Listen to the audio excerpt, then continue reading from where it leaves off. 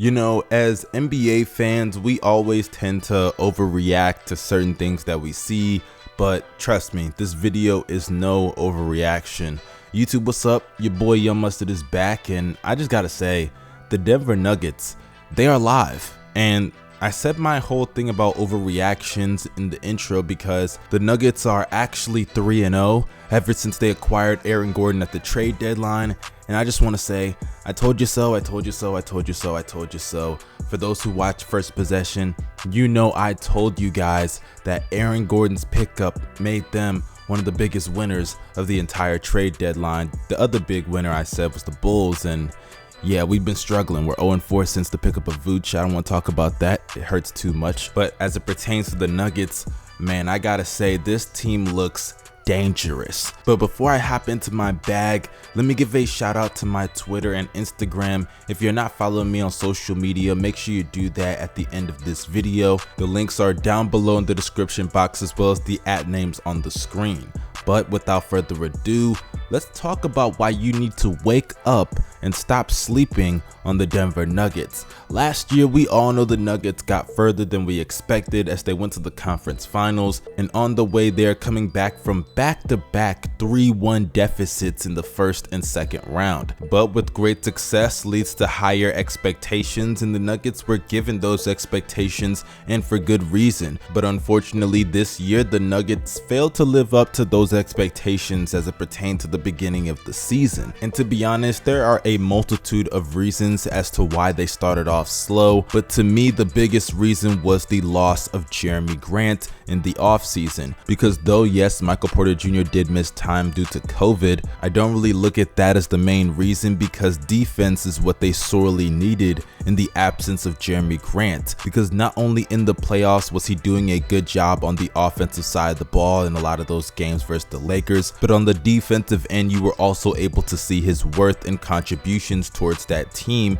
as he was able to go out there and guard the Kawhis, the Paul Georges, the LeBrons, and make life difficult for them on the defensive side of the ball. But then when you have to replace that with a young and inexperienced Michael Porter Jr. who struggles on the defensive side of the ball heavily, yeah, you're going to see some noticeable decline in your production on the defensive side of the ball. And the Nuggets saw that, which led to the pickup of Aaron Gordon, which I believe has changed the fortunes for this team. Because sure, Aaron Gordon is no superstar. Hell, he's not even an all-star. He's far from that actually. But that still doesn't mean that he can't have a huge impact on a contending team. For example, look at what Seth Curry is doing for the Philadelphia 76ers.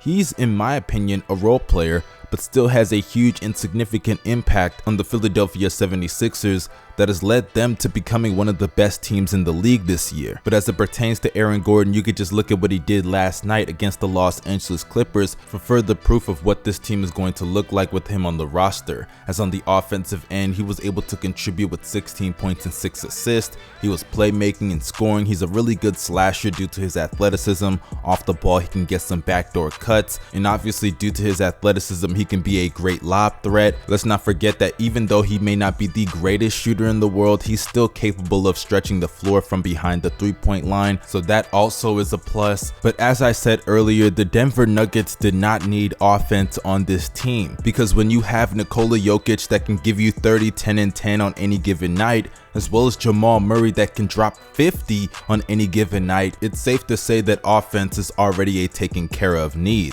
On the defensive end though, to have somebody that can guard a wing player such as a Kawhi Leonard or a LeBron James is a very important need for this team, because come postseason time, depending on how the seedings play itself out, you're going to have to see a combination or just one of those teams. But based off of what we saw last night, it looks like Aaron Gordon is everything that I thought he would be. Because if you saw him last night, you would know he was scoring with ease and he was putting the clamps on Kawhi Leonard. And I'm glad to see what he's doing with an actual organization that can develop players. Because for those who do not know, the Magic do not have a very good track record when it comes to developing talent, as a lot of their players get better once they leave their organizations. Victor Oladipo and Tobias Harris are just a couple of names that come to mind. And when you look at a guy like Aaron Gordon, who better for him to play with than a guy like Nikola Jokic, who's able to find open people every single play,